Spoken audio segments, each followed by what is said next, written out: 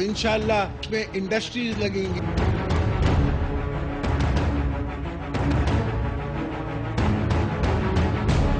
आपकी इकोनॉमी चल रही है।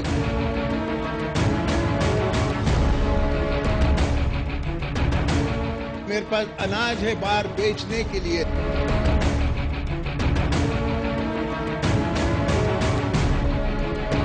हमने जमहूरियत को ताकत देने की कोशिश की।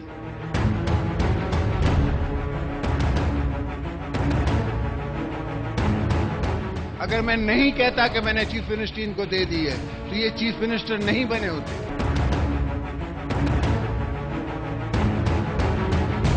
फ्री फेयर इलेक्शन होंगे।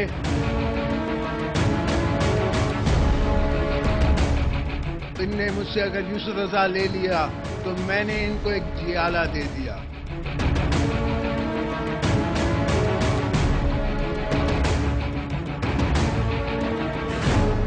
बिस्मिल्लाहिर्रहमानिर्रहीम। अस्सलाम वालेकुम। टारगेट पॉइंट के साथ मैं हूं आसमा चौधरी। नाजरीन, सियासत या फिर इलेक्शन, ये वो दो तीन अल्फाज हैं जो हम रोजाना सुनते हैं। ये हम नहीं कह रहे, ये हर सियासतदान की हम बात करते हैं, चाहे उसका ताल्लुक हुकूमत से हो या फिर अपोजिशन से हो।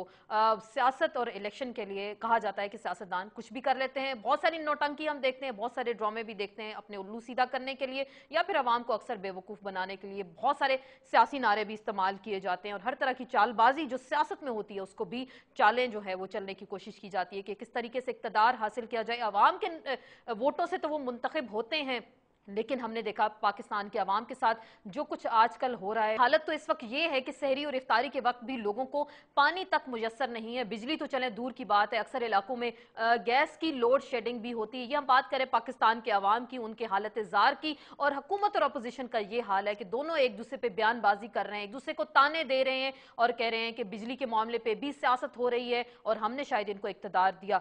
दूसरी जानिब पाकिस्तान के नए वज़ीर आज़म की बात करते हैं जो शायद अपना हनीमून मना रहे हैं अभी इस वक्त, लेकिन पाकिस्तान के अवाम को, शायद वो जब बिजली के वजीर थे तब भी पाकिस्तान के अवाम से बिजली छिन गई और अब ये हालत है कि ये वादा किया गया था कि रमज़ान में सहरी और इफ्तारी के वक्त लोड शेडिंग नहीं होगी और वाकई ये वादा पूरा किया गया और इसके बरक्स हमने देखा कि लोड शेडिंग हर तरह से की जा रही है। सदर साहब की अगर हम बात करते हैं, वो अपनी सियासी तकारीर करते हैं और इस हवाले से ज़्यादा पुरअज़्म दिखाई दे रहे हैं कि अगले आने वाले इलेक्शंस में जाले वज़राए आला होंगे, चारों सूबों में उनके वज़ीर होंगे और जो पंजाब हुकूमत को इस वक्त इक़्तिदार दिया गया है वो उन्हीं की जानिब से उन्होंने दिया है। और साथ ही उनका ये कहना था कि उनसे एक गिलानी छीना गया तो एक राजा उन्होंने पाकिस्तान के अवाम को तोहफे में दे दिया, जहाँ फिर पाकिस्तान के अवाम से सहरी और इफ्तारी के टाइम और खुसूसन रमज़ान के मौसम में बिजली भी छिन गई। इस सारे सीन में जब हम बात कर रहे हैं तो हुकूमत अपोजिशन का जब जिक्र आता है तो अपोजिशन भी शायद मियां साहब की बात करते हैं, वो भी शायद उनको भी कुछ अरसे बाद याद आता है कि हुकूमत के खिलाफ उन्होंने कोई तहरीक का ऐलान करना है। एक बार फिर वो कह रहे हैं कि ईद के बाद